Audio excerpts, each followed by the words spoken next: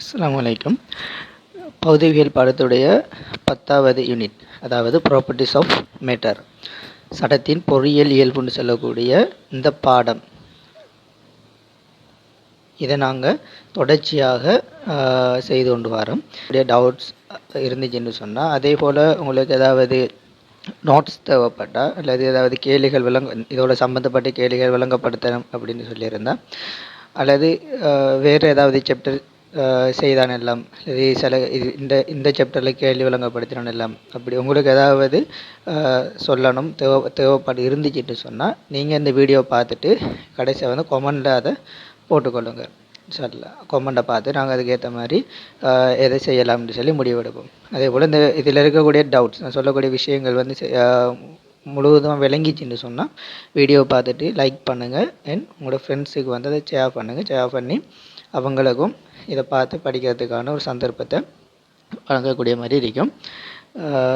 ஏதாவது டவுட்ஸ் வந்து கிளியர் இல்லை, தியரி வந்து கிளியர் இல்லைன்னு சொன்னால் அதையும் சொல்ல கொமெண்டில் சொன்னீங்க சொன்னால் அதுக்கேற்ற மாதிரி உங்களுக்கான வீடியோ வந்து செய்யக்கூடிய மாதிரி இருக்கும். ஸோ வீடியோ பார்க்குறவங்க மறக்காமல் கொமெண்ட்ஸில் வந்து உங்களோட தேவை என்ன தேவை இருக்கு, அடுத்து இது வந்து கிளியராங்கிற விஷயத்தை வந்து சொல்லிக்கொள்ளுங்க. கிளியர்னு சொன்னால் ஒரு லைக்கை போட்டுக்கொள்ளுங்க.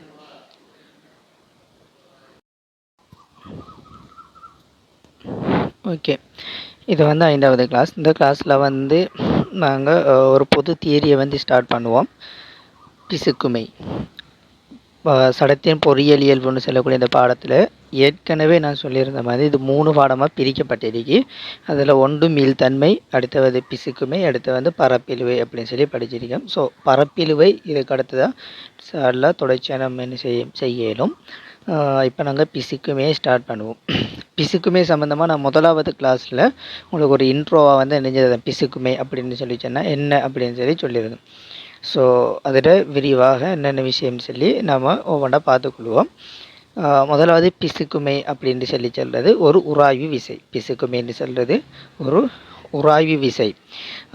அது என்ன உராய்வுன்னு சொல்லி பார்த்து சொன்னால், திண்மங்களுக்கு இடையில் ஒரு உராய்வு இருக்கிறத போல் திரவங்களுக்கு இடையில் ஒரு உராய்வு இருக்கும்னு சொல்லி சொன்னால், அதாவது ஒரு பாய் திரவம், பொதுவாக நம்ம திரவத்தை கதப்போம். இனி வாயுக்கள் அதுகளுக்கு நாங்கள் பிசுக்குமே சொல்லலாம். ஆனால் அதில் பிசுக்குமைலாம் கடும் குறையும்.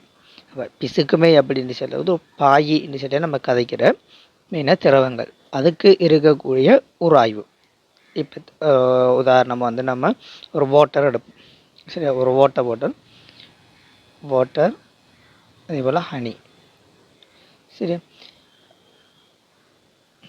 நம்ம ஒரு நீரையும் அதே போல் தேனையும் வந்து எடுத்து பார்த்தோம் சொன்னால் ரெண்டுக்கு இருக்கிற டிஃப்ரெண்ட் நமக்கு நல்லாவே எல்லாருக்குமே தெரிஞ்ச விஷயம்.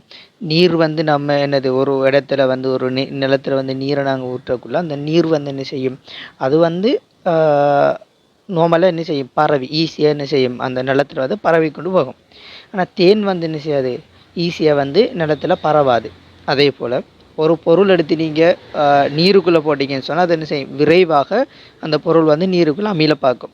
ஆனால் ஒரு தேனுக்குள்ளே நீங்கள் ஒரு பொருளை போட்டிங்கன்னு சொன்னால் அது வந்து என்ன செய்யும், அமிழ்றது வந்து கடும் வேகம் குறைஞ்சதாக இருக்கும். ஸோ இதுக்கெல்லாம் காரணம் வந்து என்ன, நீரை விட தேனுக்கு வந்து உராய்வு கூட.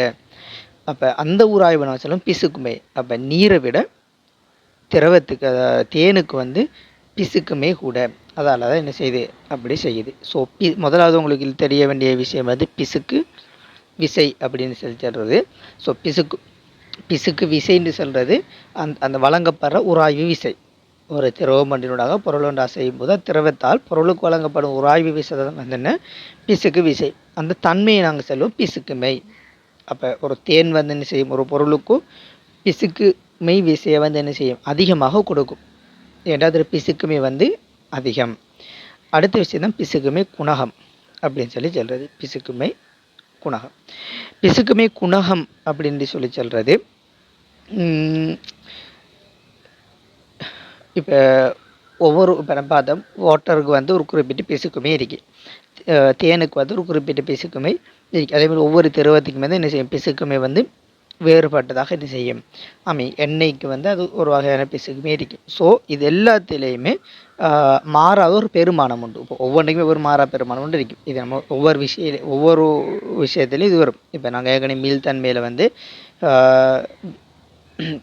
விசை மாறிலி, யங்கின் மட்டு இப்படிலாம் பாருது. ஒரு கம்பிக்கு வந்து யங்கின் மட்டு வந்து மாறா பெருமானம், ஒரு கம்பியின் அந்த மீள்தன்மை இயல்பை வந்து தீர்மானிக்கிறது யங்கின் மட்டு அப்படின்னு சொல்லி பார்த்துருந்தேன். அதே போல் ஒரு திரவத்தின் ஒரு பாயிண்ட பிசுக்குமே வந்து தீர்மானிக்கிறது பிசுக்குமே குணகம். ஸோ பிசுக்குமே குணகம் கூட என்று சொன்னால் பிசுக்குமே கூட, பிசுக்குமே குணகம் குறை என்று சொன்னால் பிசுக்குமே குறையும். ஆனால் இந்த இடத்துல நம்ம மெயினாக பார்க்கணும் விஷயம் என்னென்னு பார்த்தீங்கன்னா அருவிக்கோட்டு பாய்ச்சல் அப்படின்னு சொல்லி சொல்கிறது. இப்போ கொந்தளிப்பு பாய்ச்சல் சொல்லி பார்க்காம இப்போ நாங்கள் இந்த கொஷன் எல்லாமே செய்யக்குள்ள நாங்கள் இதில் சமன்பாடுகள் எடுக்கக்குள்ள இப்போ நம்ம இந்த பிசுக்குமைக்கு சில சமன்பாடுகள் என்ன செய்வோம், எடுப்போம். இப்போ அந்த சமன்பாடுகள் நாங்கள் எடுக்கிற டைம்லேயே நாங்கள் ஒரு நிபந்தனை அந்த இடத்துல வைப்போம். அருவிக்கோட்டு பாய்ச்சலில் என்ன செய்யணும், இருக்கணும்.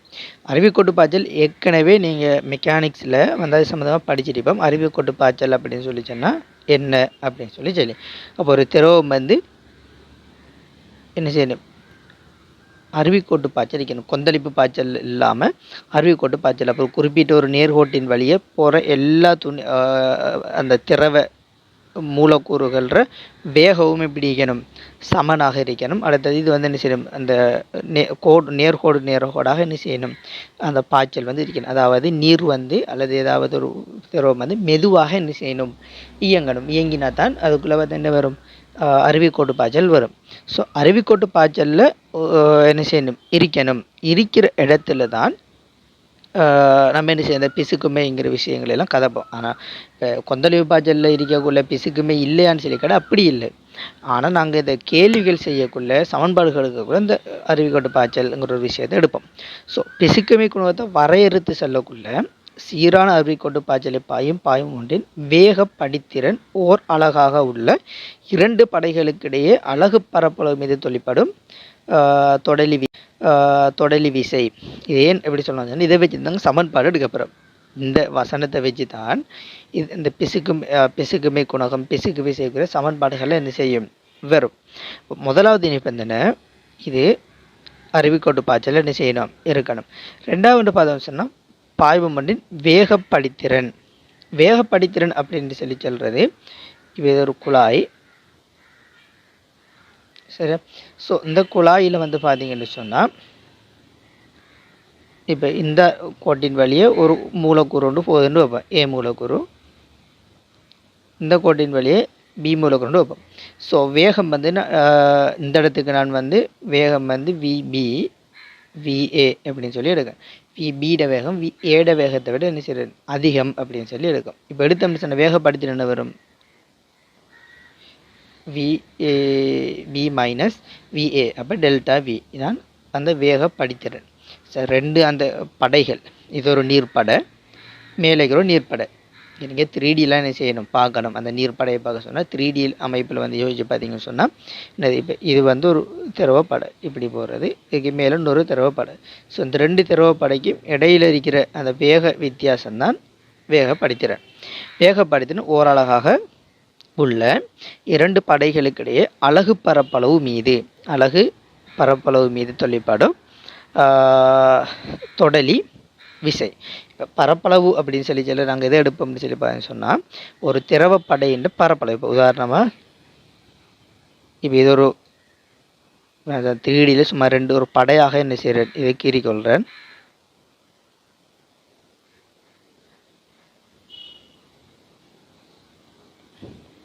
சரி, அந்த இடத்துல நான் ரெண்டு படையை கீறுறேன்.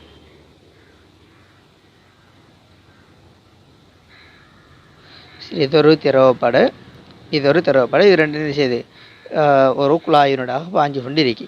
ஸோ இது வந்து ஒரு குறிப்பிட்ட வேகம் வீமம், குறிப்பிட்ட வீட்டு, இது ரெண்டு கலையும் என்ன செய்யும், ஒரு வேகப்படுத்திறன் இருக்கும்.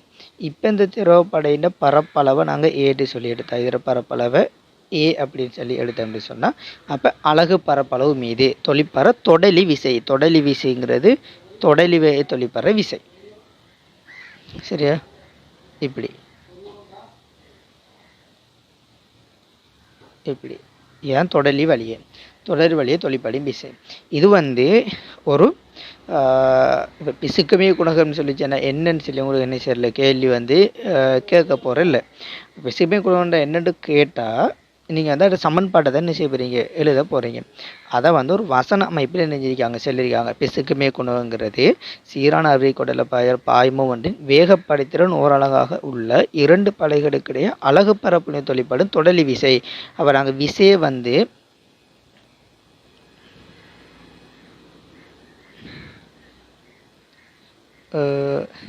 எஃப் விசையை வந்து எஃப்ன்னு எடுத்தால் அலகு பரப்பளவு, அப்போ ஏ வந்து கீழே வரும், வேகப்படுத்திறன் ஓரலகு, ஸோ இதுவும் இதுக்குள்ளே வரும்.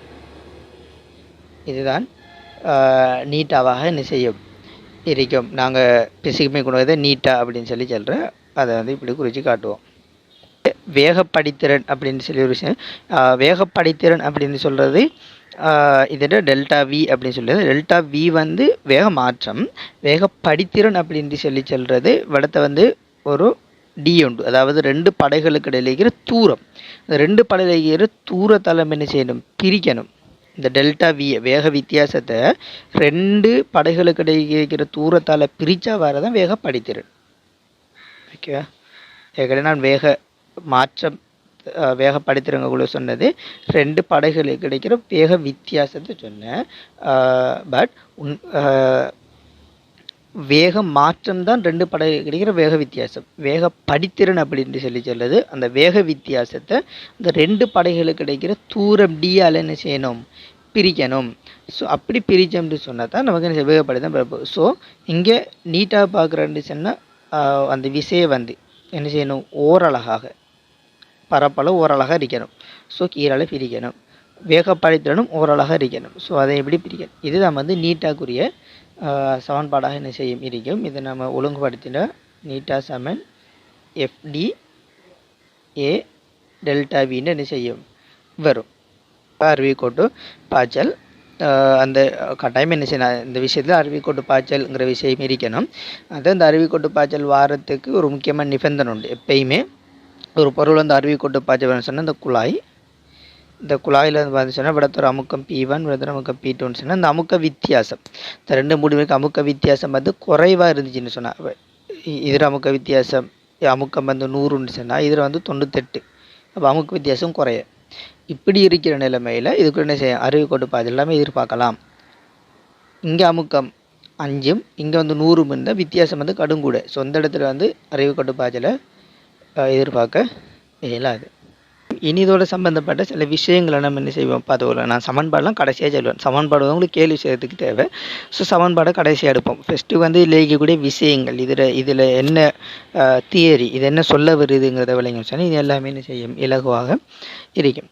ஸோ இங்கே ஒரு குறிப்பிட்ட குழாய் வந்து தரப்பட்டிருக்கு. அந்த குழாயில் வந்து பார்த்தோம்னு சொன்னால்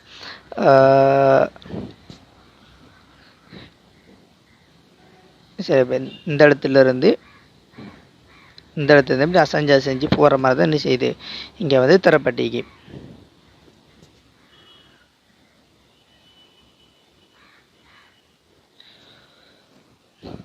சரி இப்படி ஒவ்வொன்றும் அசைஞ்சு போகுதோ. ஸோ இதில் வந்து நான் சில இடங்கள் எடுத்திருக்கேன். விடத்தைக்கிற இந்த புள்ளி வந்து ஏ புள்ளி அப்படின்னு சொல்லியும், இங்கே இருக்கிற புள்ளியை வந்து பி புள்ளி அப்படின்னும், நடுவில் இருக்கிற இங்கே வந்து சி புள்ளி அப்படின்னு சொல்லி எடுப்பட்டிக்கு.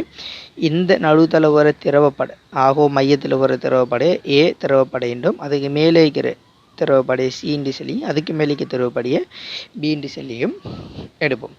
ஸோ இதில் வந்து இந்த பிசுக்கு விசையை அல்லது இதில் அந்த பிசுக்கு விசை அல்லது அந்த திரவப்படைகளின் வேகத்தை தீர்மானிக்க போகிறது யார் தீர்மானிப்பாங்கன்னு சொல்லி பார்த்தோம் சொன்னால் இயக்கம், எதிர இயக்கம் ஒன்று திரவத்திர இயக்கம் அல்லது அந்த திரவம் இருக்கிற குழாய், அந்த திரவம் இருக்கிற குழாய் அல்லது தகட்டினுடைய அந்த திரவத்துக்குள்ளே ஏதாவது நம்ம தகட்டை வச்சோம்னா தகட்டுடைய இயக்கம், அந்த இயக்கத்துக்கும் திரவத்திர இயக்கத்துக்கும் இடையில் இருக்கக்கூடிய சார்பு இயக்கம், சார்பு, இது ஒன்று சார்பாக தான் என்ன செய்யும், அந்த சார்பை பொறுத்து ஒன்று எந்த அளவுக்கு சார்ந்து இருக்குங்கிறத பொறுத்து தான் அதில் கதி கூடையா குறையா. இப்போ நம்ம கதி எவ்வளோன்னு சொல்லி கண்டுபிடிக்கிறல, அதை கணிப்பீடு இதை கண்டுபிடிக்கணும். கதியை ஒப்பிடுறதுக்கு இதைத்தான் நம்ம என்ன செய்யணும், எப்பயும் யூஸ் பண்ணணும், எது வந்து இயங்குதுங்கிறத வச்சு. இப்போ உதாரணம் பார்த்தீங்கன்னு சொன்னால், இப்போ இங்கே காட்டிக்கிற இந்த படத்தில் இந்த குழாய் வந்து இயங்கலை. குழாய் வந்து இயங்கலை. உள்ளுக்கு திரவம் வந்து என்ன செய்யுது, இயங்கி கொண்டு போகுது. திரவம் வந்து நார்மலாக அருவி கொண்டு பாய்ச்சலில் இருக்கு. ஸோ இப்படியான ஒரு கண்டிஷன் இருக்கும்னு சொல்லி பார்த்தீங்கன்னு சொன்னால் குழாய் வந்து இயங்கலை. ஸோ குழாயில் வந்து இயங்கலைன்னு சொல்லிச்சுன்னா குழாயோட தொட்டு கொண்டு இருக்கக்கூடிய அந்த திரவ படைகள், குழாயோட தொட்டு கொண்டு இருக்கக்கூடிய திரவ படைகளும் ஓய்வாக இருக்கும். குழாய் இயங்கலைன்னு சொன்னால் குழாயோட தொட்டு கொண்டு வைக்கிற அந்த இது வந்து ஓய். ஸோ அந்த இடத்துல வந்து ஏன் தொட்டு கொண்டிருக்கிறது, நம்ம டெல்டா வி பார்த்தா கூட அது 0, இந்த டி கூட இல்லை. ஸோ அந்த இடத்துல நாங்கள் என்ன செய்வோம், பிசுக்கு விசை வராது, 0வாக தான் இருக்கும். வேகமும் 0. அப்படியே உள்ளுக்காக ஆகவும் மையத்தில் வர்றது மேக்சிமம் கதியில் என்ன செய்யும் போகும். ஆகவும் மையத்தில் இருக்கிறது மேக்சிமம் கதியில் போகும். அதிலிருந்து கீழே போக அதிலிருந்து கீழே இங்காலையும் போக கதி வந்து என்ன செய்யும் சொன்னால் குறைஞ்சு கொண்டு வரும். ஏண்டா இது வந்து ஓய்வு, உள்ளுக்கு திரவம் இயங்குது. அந்த சந்தர்ப்பத்தில் மையத்தில் வந்து பார்த்தோம்னா வேகம் வந்து அதிகமாக இருக்கும். ஏண்டா அதை வந்து பிடிக்கிறதுக்கான அந்த திரவங்களோட அளவு வந்து குறையும். அது வந்து வேகமாக என்ன செய்யும் போகும். அதோட பக்கத்தில் இருக்கக்கூடிய அந்த வேகமாக போகிறது பக்கத்தில் இருக்கக்கூடிய மற்ற படை அதோட கொஞ்சம் குறைஞ்ச வேகத்தில் என்ன செய்யும் போகும். அதுக்கு மேலே அதோட கொஞ்சம் செல்ல கடைசியாக அந்த தகட்டை தொட்டு கொண்டு இருக்கக்கூடிய குழாயை தொட்டு கொண்டு இருக்கக்கூடிய அந்த பகுதிகளில் என்ன செய்யும் 0 இருக்கும். அதெல்லாம் பக்கத்துல எல்லாம் போட்டு காட்டிருக்கு. புள்ளி சியில் வந்து உச்சகதியாக இருக்கும். புள்ளி ஏ வந்து ஏபி கதி 0. குறித்த கோட்டின் வழியே கதி எந்த ஒரு புள்ளியிலும் சமம். அது வந்து உங்களுக்கு அறிவு கோட்டு பாய்ச்சலே தெரியும். ஒரு குறித்த கோட்டில் குறித்த ஒரு கோட்டில் எந்த ஒரு புள்ளியிலையுமே வந்து எப்படி இருக்கும், கதி வந்து சமனாக இருக்கும். அடுத்தது இப்படி ஒரு சந்தர்ப்பத்தில் வந்து இங்கே இருப்ப இன்னைக்கு ஏக்கு வந்து ஆகக்கூட கதி என்கிற நான் திரவப்படை சிம்பிள் ஏ, அது வந்து மையத்திற்கு திரவப்படையை காட்டிக்கு. சிங்கிறது அதுக்கு மேலே இருக்கிற படையும், பிங்கிறது அதுக்கு மேலே இருக்கிற படையும் காட்டி. ஸோ அந்த படை மேலே போக மையத்திலிருந்து மேலே போக அதில் கதி வந்து என்ன செய்யும் குறைஞ்சி கொண்டு போகும். குழாய் சுவரில் தொடுகை விழும்னு சொன்னால் அந்த இடத்துல கதி வந்து 0 இருக்கும். சுவர் வந்து ஓய்வாக இருந்தால் இது வந்து முக்கியம். ஸோ சில சந்தர்ப்பங்கள் நீங்கள் வந்து இந்த இடத்துல விளையம் கொள்ளணும். உதாரணமாக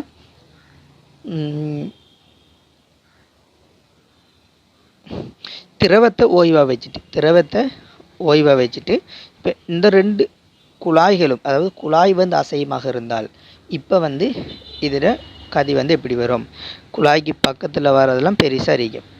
குழாய் இயங்கு தானே, அதில் வேகம் பெருசு. இது வந்து அப்படியே குறைஞ்சி வரும். ரெண்டாவது குறைஞ்சி வந்து கடைசி அந்த இடத்துல 0 இருக்கும். இந்த இடத்துல 0 இருக்கும். அதே மாதிரி இன்னொரு கண்டிஷன் எடுப்போம். இதில் வந்துட்டு குழாய் வந்து இயங்குது, திரவமும் இயங்குது. ஆனால் திரவம் இயங்குகிற வேகத்தை விட திரவத்திற வேகத்தைனா வி ஃப்ளூயிட் என்றும் குழாய் இது வந்து வி டியூப் அப்படின்னு சொல்லி எடுப்போம். இப்போ வி டியூப் வந்து விஎஃப்ஓட கூட இப்படி அந்த கதிர மாற்றம் பெறும் என்று பார்த்தோம்னு சொன்னால், இப்போ வேகம் எது கூட, டியூப்ல வேகம் தானே கூட. ஸோ அந்த இடத்துல வேகம் கூடுதலாக இருக்கும். அந்த இதில் வேகம் கூட இப்போ அப்படியே குறைஞ்சி வரும். வந்து 0 ஆகாது. அதே மாதிரி இப்படியும் கூடி வரும். 0 என்ன செய்யாது, ஆகாது. அதே மாதிரி இன்னொரு கண்டிஷன் எடுப்போம். அதில் வந்து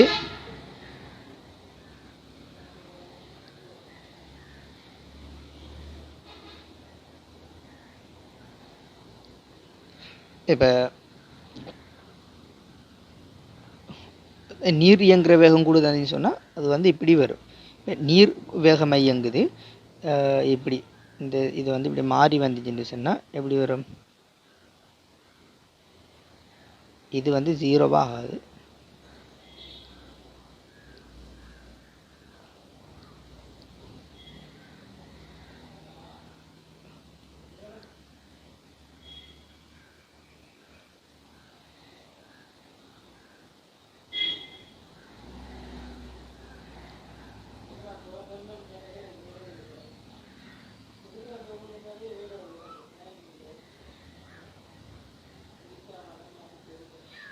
இப்படின்ற மாதிரி அந்த குறைஞ்சிட்டு வந்து அதை ரெண்டாக பிரித்து பார்க்கணும். இப்போ இது வந்து மையம், இது வந்து அரைவாசி, இது வந்து அரைவாசா பார்த்து இது வந்து இங்கால ஆக பெருசாக இருக்கும். அது நீர் வேகம் தானே கூடுன்றதிகம், அது போல் அப்படி குறைஞ்சி வரும். குறைஞ்சி வந்து திருப்பி மையம் வந்தோடனே திருப்பி கூடி வரும். கூடி வந்து இந்த இடத்துல கூடுதலையும் அது இதை விட கூடுதலாக வராது. ஸோ இப்படியான ஒரு கண்டிஷனோட என்ன செய்யும் வரும். ரெண்டுமே சமவேகம்னு சொல்லிச்சேன்னா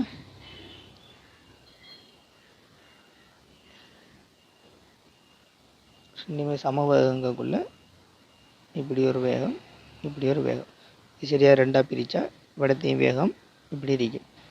இதில் குறைஞ்சி வரும், திருப்பி கூடி வரும். அந்த ஒரு அமைப்பு உண்டு. இதுக்குள்ளே என்ன செய்யும் வரும். அதே மாதிரி அந்த டிஃப்ரெண்ட் இதில் சரி. அதே மாதிரி இப்போ திசை மாறினால் சம்டைம் திசை மாறி கதைக்காங்கன்னு வைப்போம். இதுக்கு இடையில் தகடு ஒன்று வைக்கப்பட்டிக்கு. இந்த தகடு வந்து எதிர் திசையில் இயங்குது, திரவமும் இயங்குது. இந்த மேலே குழாய் வந்து ஓய்வு. ஸோ இந்த இடத்துல எப்படி வரும் திரவத்திர இயக்கம் இப்படி. ஸோ இந்த இடத்துல ஓய்வு தானே. ஸோ இது வந்து 0, இதில் பிரச்சனை இல்லை. ஸோ இது இயங்குறதால இந்த இடத்துல எப்படி பெருசாக வரணும். இது மாற்றம்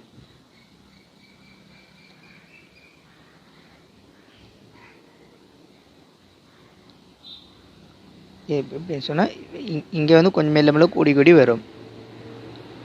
கூடி வந்து இங்கே வந்து இப்படி வரணும், குறைஞ்சி வரணும். இந்த ஒரு அமைப்பு கொண்டு வரும். அதே மாதிரி தான் இதுக்கும்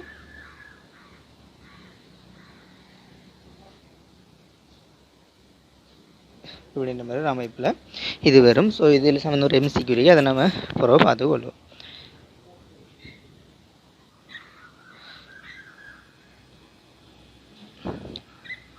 ஸோ இந்த கதியை தீர்மானிக்கிறார்கள் யார்? பாயிட இயக்கம், குழாயின்ற இயக்கம், அதே மாதிரி பாய் குழாய் ரெண்டு இயக்கம். அதில் சார்பு இயக்கத்தால் என்ன செய்யுது, இந்த அது சார்பு இயக்கத்தால் தான் பிசுக்கு விசை உருவாகும். அந்த பிசுக்கு விசையால் தான் அதில் வேகம் வந்து என்ன செய்யும் தீர்மானிக்கப்படும். இப்போ பிசுக்கு விசை தங்கியுள்ள காரணிகள் சொல்லி பார்த்தோம்னா உண்டு. இரு படைகளுக்கும் இடைப்பட்ட பொது பரப்பளவு ஏற்கனவே பார்த்தோம். என்று சொல்லக்கூடிய அந்த பரப்பளவு ரெண்டு படையாக நம்ம ஈடுபட்டிக்கு. ஸோ இந்த ரெண்டு படையில பொது பரப்பளவு படைகளுக்கு இடைப்பட்ட சார்வேகங்கிறது வேக வித்தியாசம், அதாவது வேக படித்திறன் கீழே டி. ஸோ இது வந்து சமன்பாடு சொன்னால் ஏற்கனவே நம்ம நீட்டாக ஒரு சமன்பாடு எடுத்திருந்தோன்னே. இது வந்து எடுக்கிற முறை, இந்த சமன்பாடு எடுக்கிற முறை இதான் வேக படித்திறன். அதை எடுத்து வேகப்படித்திறன் விசைக்கு நேர்வீத சமன், வேகப்படித்திறன் உராய் விசைக்கு நேர்வீத சமன். ஏ வந்து மாறா பெருமானம், ஏ வந்து பொது பரவது மாறா பெருமானம். அப்போ அதையும் போடலாம். இதை சமப்படுத்துறதுக்காக நம்ம சேர்க்குற அந்த மாறிலி தான் நம்மளோட நீட்டா. ஸோ சமன்பாடு இப்படி வரும். எஃப் நீட்டா ஏ delta v by t. So இதை நம்ம நியூட்டோனியன் சமன்பாடுன்னு சொல்லுவோம். இதுக்குரிய அழகை நீங்களே பார்த்து கொள்ளலாம். விசைக்குரிய அழகு டெல்டா வி டி எல்லாத்து அழகையும் போட்டு பார்க்கலாம். நீட்டாக்குரிய அழகு என்ன செய்யும் வரும். இல்லை நம்ம ஏற்கனவே நீட்டாக்குரிய அந்த சமன்பாடு எடுக்கக்குள்ள அந்த அதில் வரை விளக்கத்தை வச்சு சமன்பாடு எடுக்கக்குள்ள எப்படின்னு சொல்லி எடுத்துருந்தோம். ஸோ இதை எப்படி மாற்றி விசைக்குள்ள எடுக்கக்குள்ளேயும் இதே சமன்பாடு என்ன செய்ய போகுது வரப்போகுது. ஸோ இதான் அந்த சமன்பாடு.